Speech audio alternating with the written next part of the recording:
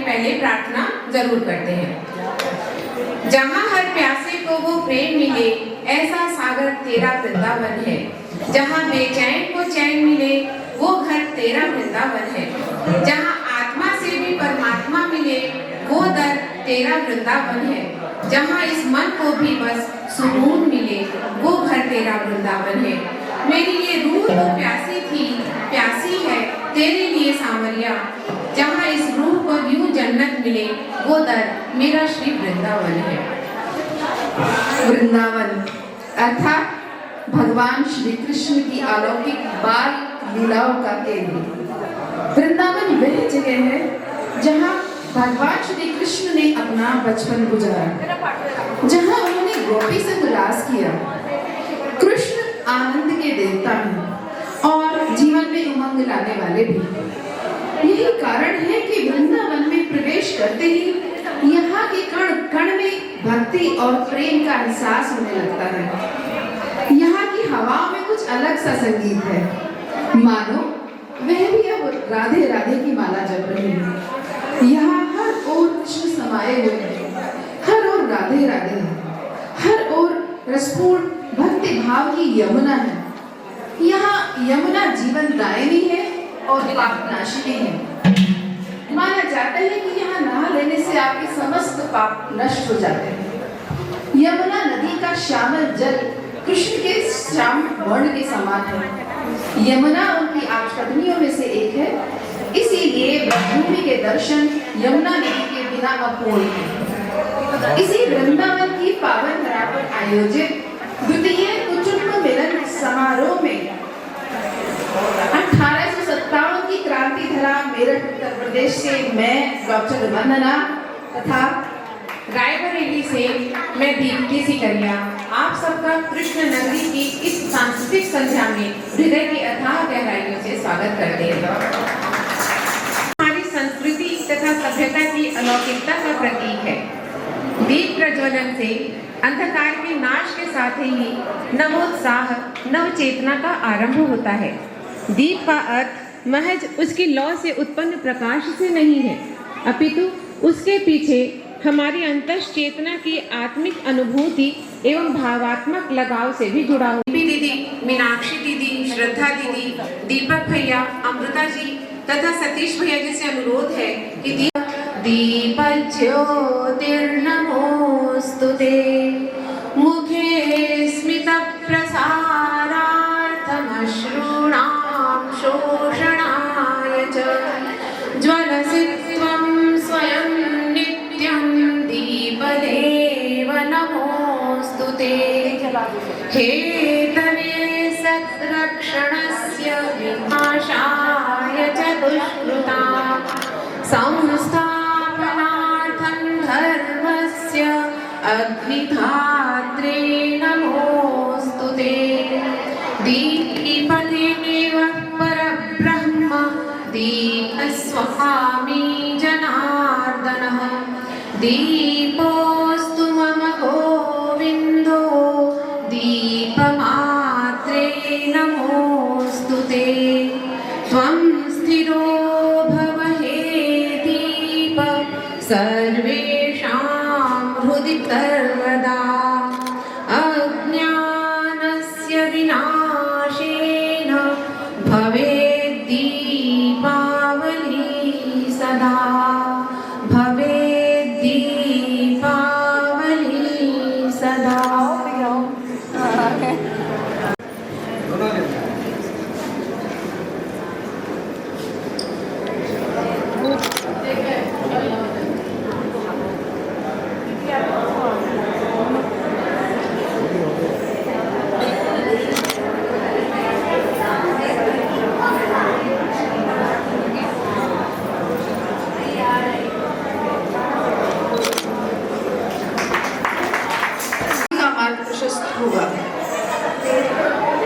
विघ्नेश्वराय वरदाध्यक्षाय धीमहि गुणशरीराय गुणमण्डिताय गुणेशानाय धीमहि गुणातीताय गुणाधीशाय गुणप्रविष्टाय धीमहि एकदन्ताय वक्रतुण्डाय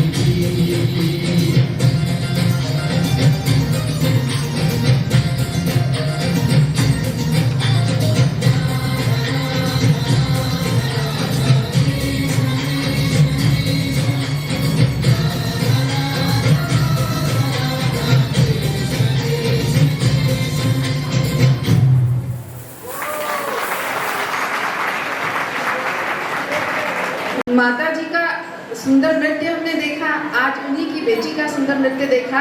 तो जैसे करेंसी के लिए पाउंड का, क्रिकेट के लिए ग्राउंड का, और कार्यक्रम के लिए आपकी तालियों की साउंड का बहुत ही महत्व है। इसीलिए जोरदार तालियां इन बच्चों की प्रस्तुति के लिए। श्रीमद् भागवत रसिक कुटुंब जन कल्याण हेतु निस्वार्थ भाव से निरंतर धर्म के प्रति अग्रसर है। इसका मुख्य उद्देश्य विश्व में सनातन धर्म का प्रचार प्रसार कर जन साधारण का आध्यात्मिक उन्नयन करना भी है। और शायद एक ये कदम हमारा होगा भारत को विश्व गुरु बनाने में भी। श्रीमद् भागवत महापुराण सर्वोत्तम सत्य को प्रतिपादित करता है। यह सभी के कल्याण के लिए है एवं त्रिविध तापों का नाश करता है। इस संस्था वर्ग का प्राकट्य कब और कैसे तथा किस उद्देश्य के लिए हुआ, इसके द्वारा कौन कौन से प्रकल्प चलाए जा रहे हैं और इसकी आगामी योजनाएं क्या हैं, इन सब की जानकारी के लिए मैं आमंत्रित करती हूँ हमारी धीर गंभीर पांडित्य से परिपूर्ण प्यारी प्यारी मीनाक्षी दीदी का। आप ट्रेनर हेड हैं और अहमदाबाद से हैं तथा अभी अभी इन्होंने केरल में सनातन पूजा विधि के बारे में भी ज्ञान प्राप्त किया है। तो मैं तालियों के साथ आमंत्रित करूंगी मीनाक्षी दीदी। सच्चिदानंद रूपाय विश्वोत्पत्त्यादि हेतवे तापत्रय विनाशाय श्रीकृष्णाय वयं नमः। आदरणीय श्रीमद् भागवत रसिक कुटुंब परिवार के सभी सदस्यगण, यहाँ सभा में उपस्थित सभी आदरणीय सदस्यगण, यह श्री कृष्ण की अनुकंपा है कि आज हम सभी वृंदावन में इकट्ठे हुए हैं। आज का दिन काफी शुभ है। सभी के लिए यह अत्यंत गर्व का विषय है। हम सभी रसिक कुटुंब परिवार के सदस्य हैं। आप सब अपना कीमती समय निकालकर भारत के अलग अलग हिस्से से आज वृंदावन में इकट्ठे हुए हैं। श्रद्धा जी तो विशेषकर कनाडा से आई हुई है। यह आप सब लोगों का प्यार है, अपनापन है। जयपुर के बाद वृंदावन, जयपुर के बाद वृंदावन, रसिक कुटुंब परिवार का यह मिलन, रसिक कुटुंब परिवार का यह मिलन राधा कृष्ण की कृपा बरस रही। हर्षित हो रहा सबका मन, हर्षित हो रहा सबका मन। आप सभी लोग एक दूसरे से मिलकर काफी खुश हो रहे होंगे। यह हैप्पी वाला खुशी मुझे साफ साफ दिखाई दे रहा है। यह तो राधा कृष्ण की ही कृपा है। तो सभी लोग प्यार से बोले राधा कृष्ण की जय, राधे राधे। भागवत पुराण का महत्व हम सभी जानते हैं। भागवत पुराण में स्वयं भगवान श्री कृष्ण का वास है। स्कंद पुराण में भागवत पुराण के महात्म्य के बारे में भगवान श्री कृष्ण स्वयं ब्रह्मा जी को बताते हैं। यह पठेत् प्रयतो नित्यं श्लोक भागवतं सुत अष्टादश पुराणानां फलमाप्नोति मानवः। भागवतम के बारे में कहा गया है कि भगवतम इदं भागवतम सत्यम ज्ञानम अनंतम ब्रह्म। तो भागवत सत्य अनंत ब्रह्म ज्ञान का भंडार है और हम सभी इसी सत्य ज्ञान के भागवत के रसिक हैं। इसकी यात्रा कैसे शुरू हुई इसके बारे में मैं बताना चाहूँगी उन लोगों को जो नए आए हैं, और जो हमारे पुराने सदस्य हैं वो तो सभी जानते ही हैं, लेकिन काफ़ी लोग नए आए हैं, उनको मैं इस सफ़र के बारे में बताना चाहूँगी। और इसकी यात्रा कैसे शुरू हुई चलिए जानते हैं। तो और श्री कृष्ण की असीम कृपा से गजेंद्र मोक्ष स्तोत्र की कक्षा जून 2021 से आरंभ हुई एवं धीरे धीरे साधकों एवं आप सभी का प्यार उत्साह, सभी साधकों का प्यार उत्साह से एक नए कुटुंब का जो है आरंभ हुआ, SPRK का सफर शुरू हुआ।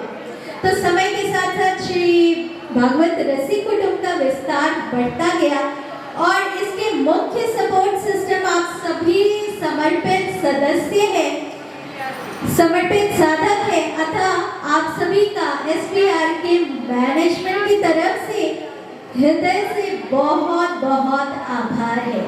आप सभी जिस तरह से सारे कार्यक्रम की प्लानिंग करते हैं, कार्यक्रम संचालित करते हैं, यह हम सभी के मजबूत टीम वर्क को दर्शाता है। आप सभी के लिए 4 लाइन कहना चाहूंगी।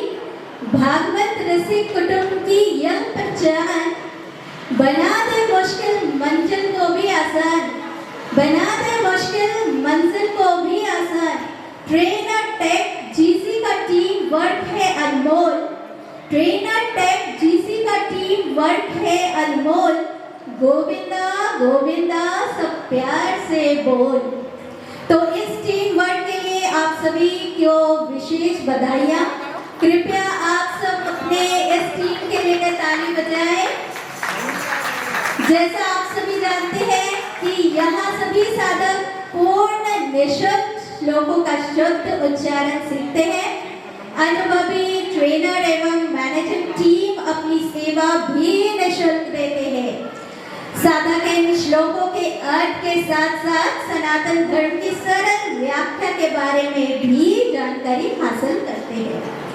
SPRK परिवार के सभी सदस्यगण निस्वार्थ भाव से अपनी सेवा दे रहे हैं। इस परिवार में नए सदस्यगण जुड़ते जा रहे हैं।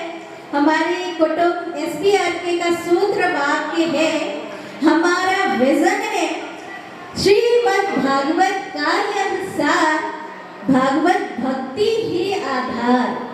तो हम सभी भगवत भक्ति सीखने और सिखाने के लिए एक साथ आए। गजेंद्र मोक्ष के साथ यात्रा शुरू हुई और 2.5 साल की यात्रा में हमने कई स्तोत्र जैसे नारायण कवच, उद्धव गीता, कुंती स्तुति, वेणुगीत, गोपी गीत सीखे और सिखाए।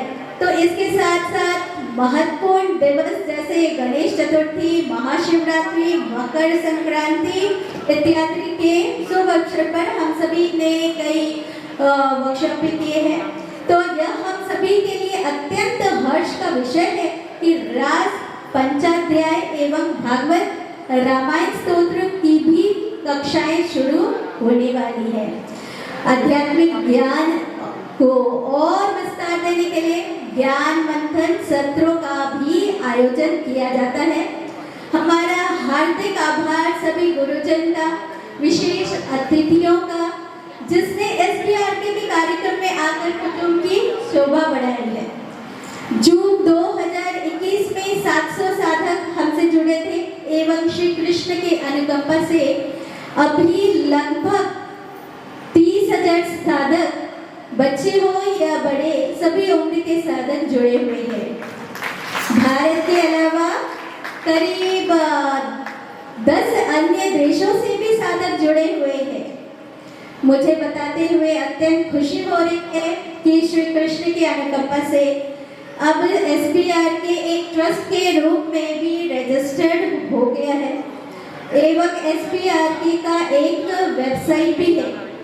आप सभी नियमित रूप से जरूर वेबसाइट विजिट करें एवं यहाँ से कई महत्वपूर्ण सूचनाएं और विभिन्न स्तोत्र के PDF को देख सकते हैं और साधकों के साथ साझा भी कर सकते हैं। यह हम सभी के लिए ईश्वर का आशीष है कि आप सभी के सहयोग से पुस्तक भी प्रकाशित किया गया है। आप लोग को पता ही है, भागवत रसिकामृत एवं गीता त्रिवेणी। आप सभी का हृदय से बहुत बहुत आभार। आगे आने वाले समय में सभी साधकों की सुविधा के लिए और पुस्तक प्रकाशित करने की भी प्लानिंग है। हम सभी इसी तरह एक टीम के साथ मिलकर काम करते रहें एवं SBR के परिवार को और आगे बढ़ाते रहें। मैनेजमेंट टीम आभारी है आपके बच्चे, आपके माता पिता का, आपके परिवार के सभी सदस्यों का, जिनके लगातार सहयोग से आप लोग अपना कीमती समय SBR को दे पा रहे हैं। आज देश एवं विदेशों में सनातन धर्म के बारे में रुचि बढ़ रही है। हम सभी का प्रयास यह होना चाहिए कि किसी नए व्यक्ति के लिए भी SBR की जानकारी सुलभ हो, वह आसानी से SBR से जुड़ सके। इस सनातन एवं आध्यात्मिक मार्ग पर चलते समय अवश्य ही कठिनाइयों का भी सामना करना पड़ता है, लेकिन हमें इन सभी कठिनाइयों से आगे निकलकर बढ़ते ही जाना है एवं अपने परम गुरु, परम परमात्मा के दिखाए मार्ग पर पूर्ण श्रद्धा, पूर्ण विश्वास और समर्पित भाव के साथ निरंतर ही आगे बढ़ते रहना है। यह 3 दिवसीय वृंदावन सम्मेलन पूर्ण रूप से सफल हो चुका है। सभी एक दूसरे से मिलकर प्यार, उत्साह और उमंग का संचार करें। इन 4 लाइनों के साथ अपनी वाणी को विराम देना चाहूंगी। कुटुंब मिलन की यादें करें, उमंग का संचार, एक दूसरे से मिल बढ़ता रहे यह प्यार। अनूठा संगम बने हमारा SBR के परिवार। हे कृष्ण यह कृपा करो बार बार, हे कृष्ण यह कृपा करो बार बार। वृंदावन की पावन नगरी में आप सब आनंदित हो। अपना ध्यान रखें, अपने साथी का भी ध्यान रखें और याद से अपनी मस्ती की खबर घर वालों को भी देते रहे। आप सभी सदस्यों का पुनः बहुत बहुत धन्यवाद। इसी के साथ मैं अपनी वाणी को विराम देती हूँ। बहुत बहुत धन्यवाद। बहुत मीनाक्षी दीदी, बहुत बहुत धन्यवाद इतनी बढ़िया जानकारी देने के लिए। एक बार जोरदार ताली मीनाक्षी दीदी के लिए भी होनी चाहिए। इतनी अच्छी जानकारी आप लोगों को दी है। हमारा अतुल्य भारत विविधताओं का देश है। यहाँ की कला, संस्कृति, भाषा, रंग, पहनावा विभिन्नताओं में एकता का सबसे बड़ा उदाहरण है। इसका प्रमाण है तो भारत में नाम में भी मिलता है। भारत के नाम में भी मिलता है। भारत भूमि के जितने नाम शायद ही किसी और देश के हों।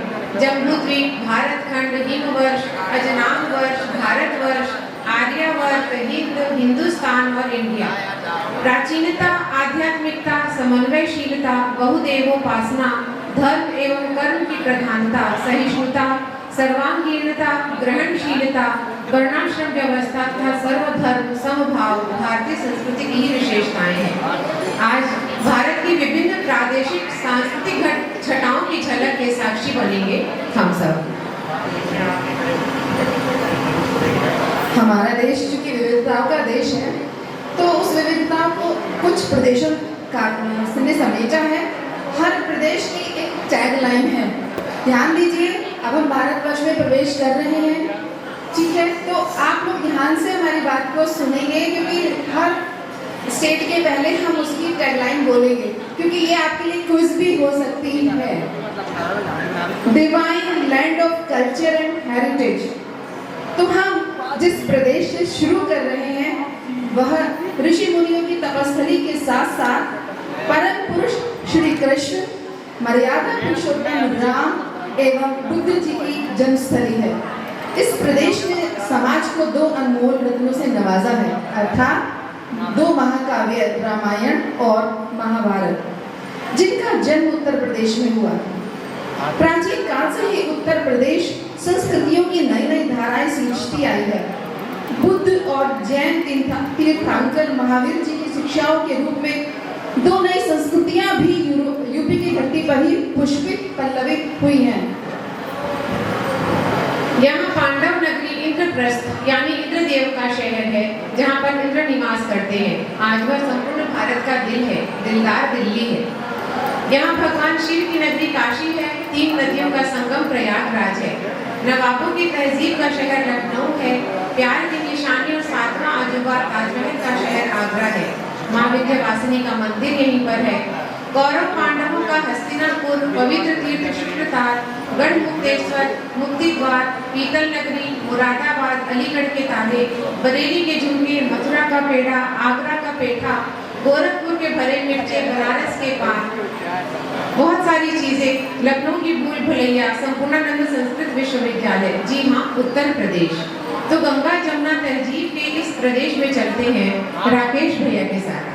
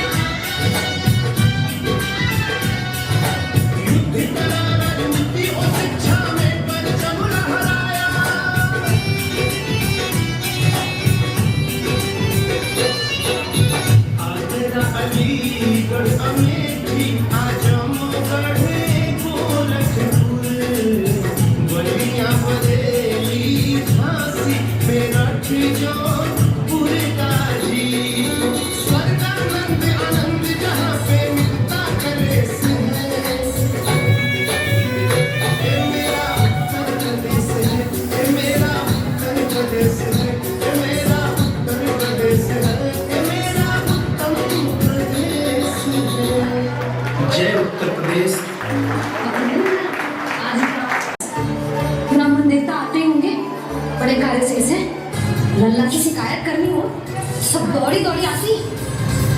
मुझे सहायता क्या हो सकता है? तुमको पूछने भी ना आ रही। भैया जानकी ने मुझ पे आरोप लगाए हुए हैं, मैं दंड दूं इसे? हाँ हाँ लल्ला तू ही दे। तुम्हारा दंड ये है, जब तक रावण वापिस ना चले जाते तुम्हें हर कार्य में मेरी मैया की सहायता करनी होगी। मैं दंड दे रहा हूँ, तुम हंस रही हो। हाँ स्वीकार है। प्रणाम महाराज। सौभाग्यवती भव। चरण छू महाराज के। चल चल चल चल।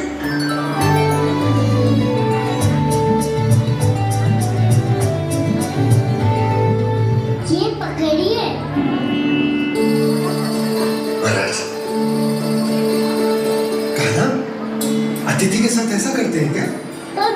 ऐसे हाथ में पकड़ के प्रणाम कैसे कर दूं मैं?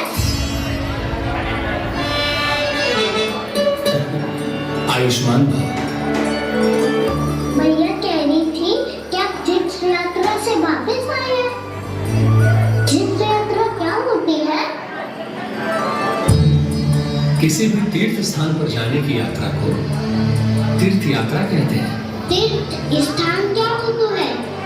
तीर्थ स्थान का अर्थ है वो स्थान जिसके पवित्र जल में डुबकी लगाने से कोई भी मनुष्य संसार की भौतिक स्थिति से अध्यात्म की स्थिति तक सहजता से पहुंच सकता है, और कभी कभी तो वो अपने आराध्य अपने भगवान से भी मिल पाता है।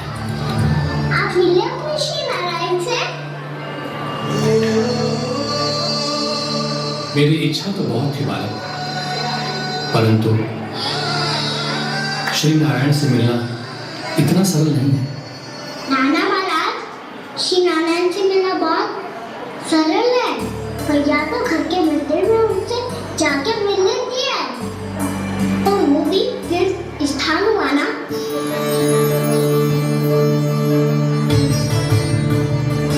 हाँ, एक तरह से हुआ तो जो आपकी तरह लंबी तीर्थ यात्रा पे ना जा सकते, तो वो अपने घर के मंदिर में ही यात्रा कर सकते हैं, अपने श्री नारायण से मिल सकते हैं ना।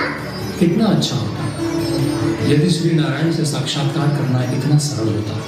श्री नारायण की इच्छा से मेरे व्रत को स्वीकार कीजिए नारायण, मेरी भक्ति को स्वीकार कीजिए, मुझ पर अपनी कृपा दृष्टि बनाए रखिए प्रभु। भोग भी तो चढ़ाइए।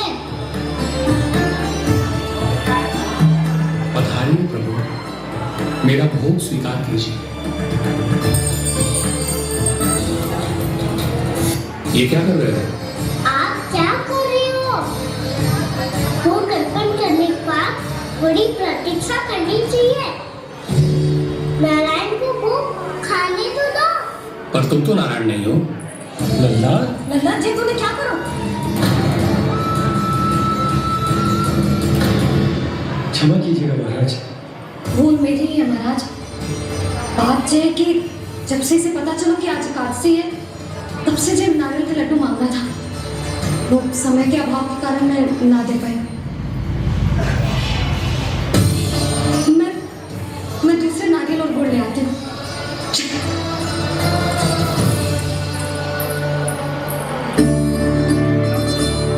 तो इतना भी अपने मन को ना रोक सकता ना लल्ला?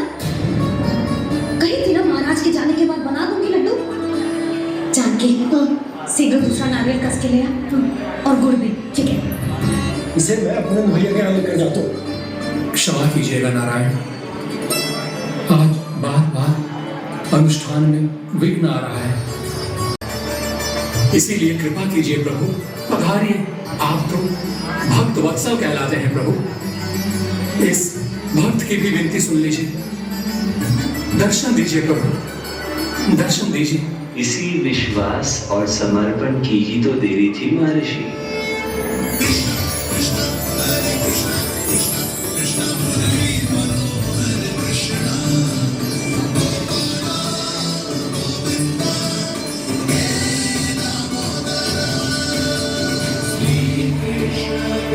कान्हा,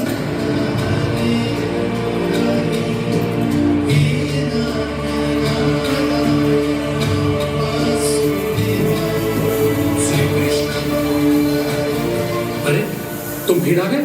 अब आप पिता प्रेम और भक्ति से बुलाओगे तो आना ही पड़ेगा ना। एक ही बात को कितनी बार समझाऊं? मैंने तुम्हें नहीं बुलाया, मैंने अपने प्रभु श्री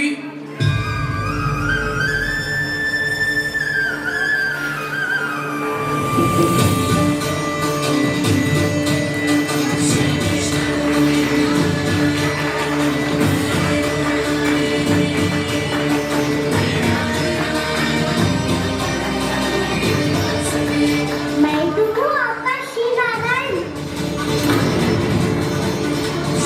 क्या हुआ महाराज, अब भी नहीं पहचाना अपने श्री नारायण को?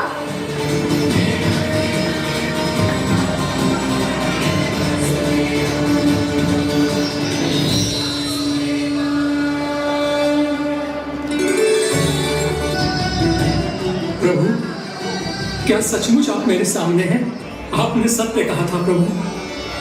आपसे मिलना बहुत सरल है, पर मैं अबोध समझ ही नहीं पाया।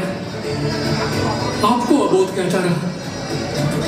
हम सामने थे और मैं पहचान ही नहीं पाया। मुझे क्षमा कर दीजिए प्रभु, मेरी भूल को क्षमा कीजिए प्रभु। आपकी पूजा करने के लिए आपको बुला रहा था और आप ही को भोग खाने से मना कर रहा था। तो अब तो खिला दो ना महाराज, श्री नारायण की इच्छा से।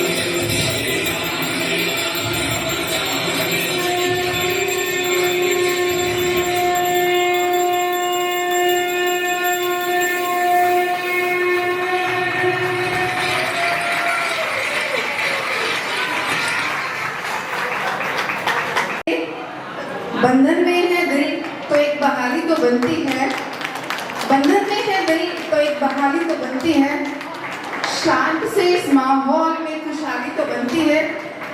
एक रंग जो बिखरने हैं पर्दे पर, घर समेटने हैं तो आपकी ताली तो बनती है।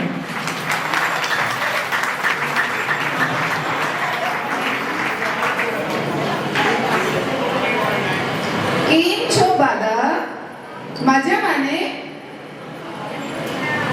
नहीं समझ आया। केम छो बादा मजा माने नहीं, कोई मजा माने।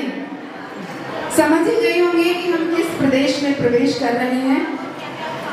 तो चलते हैं दिव्या जी के साथ लेने खुशबू गुजरात की, जहां श्री कृष्ण ने समुद्र किनारे अपनी एक दिव्य नगरी बसाई। राधे कृष्ण। आइए हम सब साथ मिलके चलते हैं गुजरात की रंग बिरंगी लोक संस्कृति की झांकी करने। कहावत है ना, जहाँ जहाँ बसे एक गुजराती वहाँ बसा ले पूरा गुजरात। गुजराती जहाँ जाता है अपनी संस्कृति साथ में लेके जाता है। श्री कृष्ण भी मथुरा नगरी छोड़ के मेरी द्वारिका में दौड़ के आए, वही मैं गुजरात हूँ। पूरी दुनिया में जिसने अपने देश का गौरवपूर्ण पहचान दी और अवकाश तक अपने देश का नाम रोशन किया, वो प्रधानमंत्री जी जिस मिट्टी में जन्मे वही मैं गुजरात हूँ। हाँ, હું ગુજરાત છું। દ્વારિકાને સાચવતો સમુદ્ર, કચ્છના રણનું આવરણ છું। નરસિંહ મહેતાના પ્રભાતિયા, અશોકનો શિલાલેખ, ગરવા ગિરનારની અસ્મિતા અને સાસણ ગીરના સિંહની ગર્જના છું। હા, હું ગુજરાત છું। કાળિયા ઠાકરના મુકુટનો મણિ, સોમનાથનું જ્યોતિર્લિંગ, અંબાજીનો ગબ્બર પણ હું જ છું। વહેતી નર્મદા, લાંબો દરિયા કિનારો, સ્ટેચ્યુ ઓફ યુનિટી પણ હું જ છું। રાષ્ટ્રપિતા ગાંધીજી, લોહ પુરુષ સરદારની હું જન્મભૂમિ છું। અને હા, વીરપુરની ખીચડીનો સ્વાદ પણ હું છું। પાલીતાણાની પવિત્ર ભૂમિ પણ હું છું। નક્કર છું, નાજુક છું, નેક છું। સેવા, સખાવત અને સદભાવ છું। હા, હું ગુજરાત છું। એથી જ આપણા લોક સાહિત્યમાં કહ્યું છે ને, हिंदी में आपको समझाऊं इसका अर्थ। हमारे लोक साहित्य में एक दुआ है, उसका अर्थ है कि भगवान अगर तू हमारे प्रदेश में अतिथि बन के आए तो हम चैलेंज करते हैं, आप स्वर्ग को तो भूल ही जाओगे। हे काठियावाड़मा कोक दी भूलो पड़ने भगवान, तू थाने मारो मोहेरो मेहमान, है तने स्वर्ग रे बुलाऊं शामड़ा। ए हालो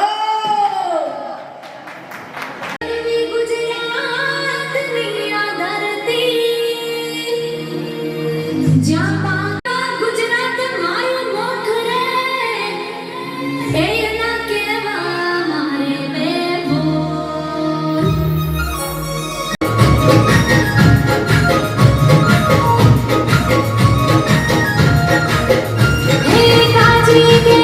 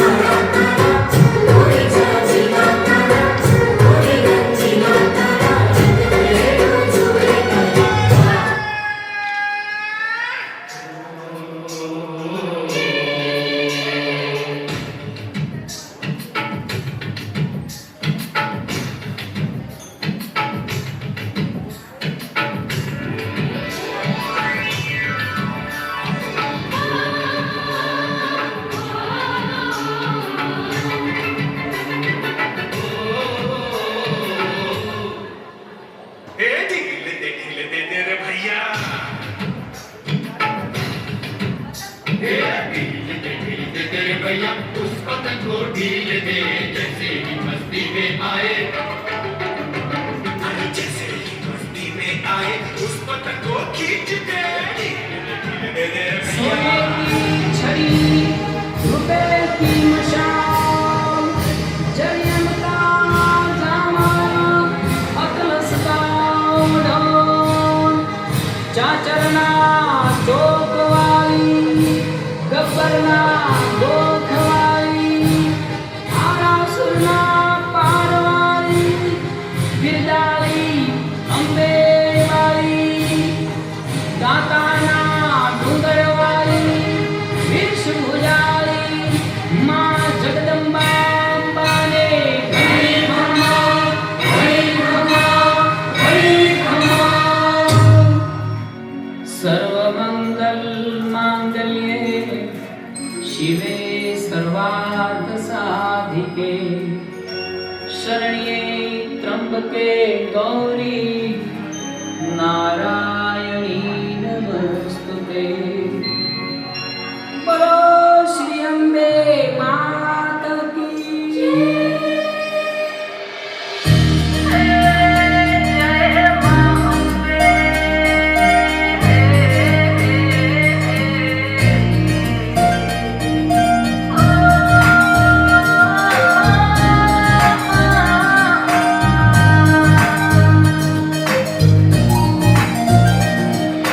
साथिया पूरा वो द्वारे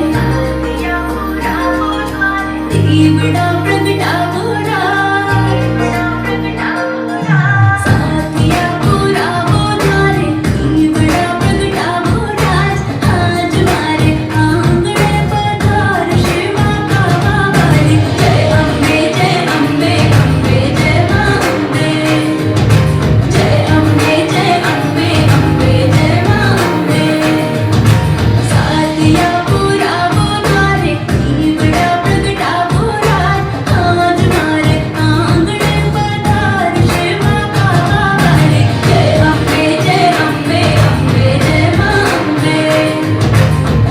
अम्बे जय मां अम्बे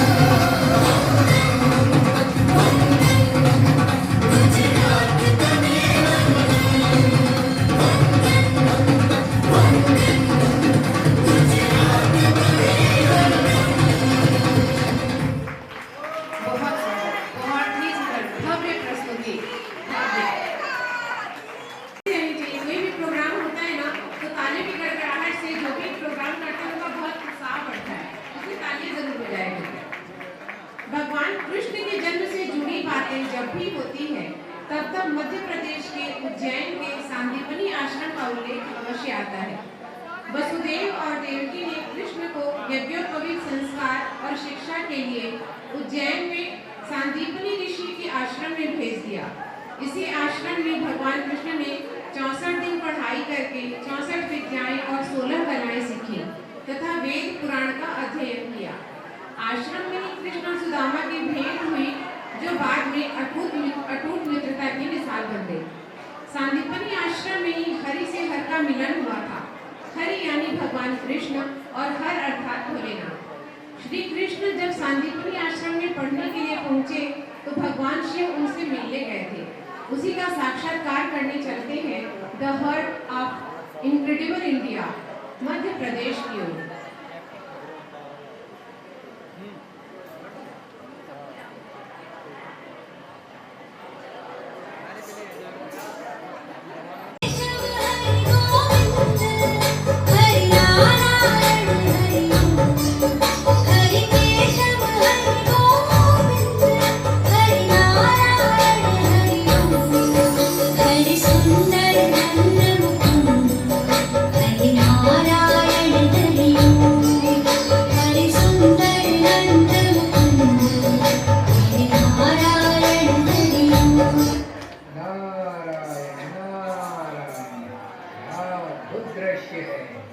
भगवान ने अपने संपूर्ण कलाओं के साथ मृत्यु लोक में मनुष्य रूप में जन्म लिया है। चलो हम भी इस अद्भुत लीला के साक्षी बने और भगवान के इस दिव्य स्वरूप के दर्शन करते हैं। नारायण नारायण। नंद के आनंद भयो, कन्हैया लाल के नंद के आनंद भयो, कन्हैया लाल की गोकुल में आनंद भयो, कन्हैया लाल के नंद के आनंद भयो, कन्हैया लाल के नंद के आनंद भयो, कन्हैया लाल की गोकुल में आनंद भयो, कन्हैया लाल के। माता पार्वती, माता लक्ष्मी, माता सरस्वती और स्वर्ग के सभी देवी देवता विभिन्न रूपों में यहाँ विराजमान हैं और भगवान के इस अद्भुत लीला का आनंद ले रहे हैं। लेकिन देवाधिदेव महादेव कहीं नजर नहीं आ रहे। कहीं ऐसा तो नहीं कि भोले बाबा को इस लीला का भान हो, या फिर कहीं मैं ही भ्रमित ना हो रहा हूँ। चलो चलकर कैलाश पर्वत पर देखते हैं।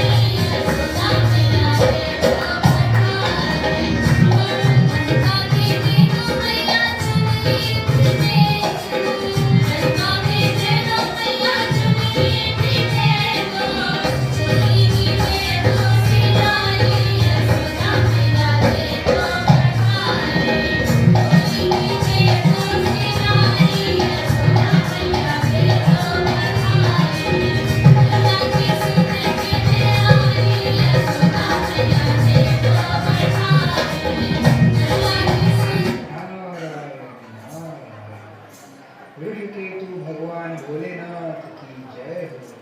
भगवान लीलाधारी ध्रुवक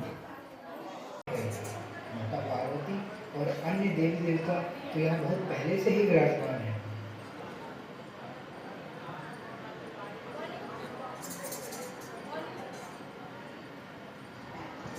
प्रणाम देवर्षि।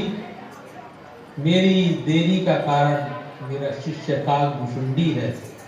चलो भगवान के सुंदर बाल स्वरूप का दर्शन।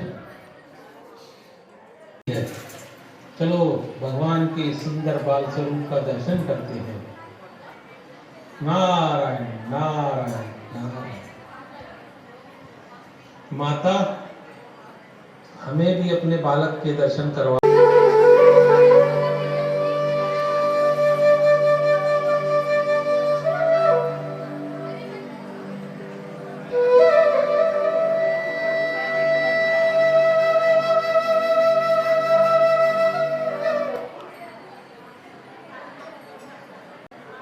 प्रभु, आपके इस रूप के दर्शन पाकर धन्य हो गया।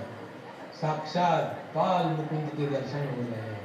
वटस्य पत्रस्य पुटेशु बाल मुकुंदम वंशास्तु। नारायण नमो नारायण।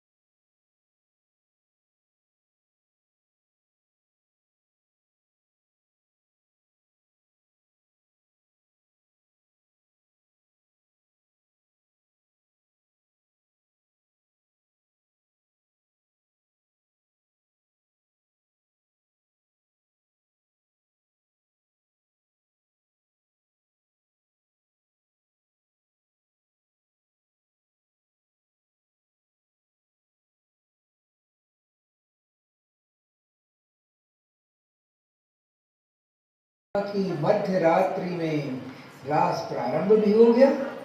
देखें नट नागर और नटराज का मिलन कैसे हो सकता है। नारायण नारायण। भोलेनाथ तो यहाँ समाधिस्थ हैं और वहाँ रास प्रारंभ हो चुका है। समाधि से जगाना ठीक नहीं है, लेकिन पता नहीं कब भोलेनाथ इस समाधि से बाहर आएंगे और वहाँ महारास में जाएंगे। जैसी प्रभु की इच्छा। नारायण नारायण। एक दिन वो बोले भंडारी हो बनकर के ब्रजनारी गोकुल में आ गए हैं, गोकुल में आ गए। पार्वती भी बना बिहारी ना माने त्रिपुरारी गोकुल में आ गए हैं, गोकुल में आ गए हैं। महादेव जी को मैं पार्वती से बोले मैं भी चलूंगा तेरे संग में। हर हर पार्वती से बोले मैं भी चलूंगा तेरे संग में। राधा संग श्याम बना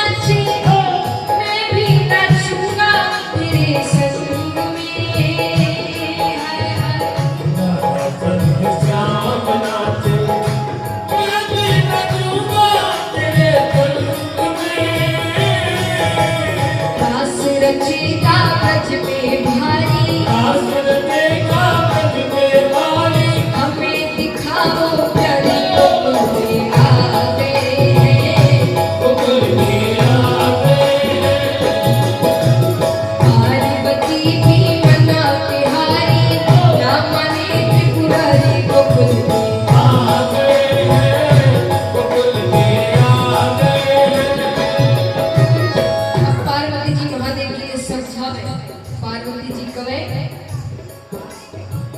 ओ मेरे भोले स्वामी कैसे ले जाऊं तुम्हें साथ में मेरे भोले स्वामी कैसे ले जाऊं तुम्हें साथ में मोहन के सिवा कोई पुरुष ना जाए रास में हर हर मोहन के सिवा कोई पुरुष ना जाए रास में हंसी करेगी ब्रज की नारी हंसी करेगी ब्रज की नारी मानो बात हमारी गोकुल में आ गए हैं गोकुल में आ गए एक दिन वो भोले भंडारी बनकर के ब्रज नारी गोकुल में आ गए गोकुल में आ गए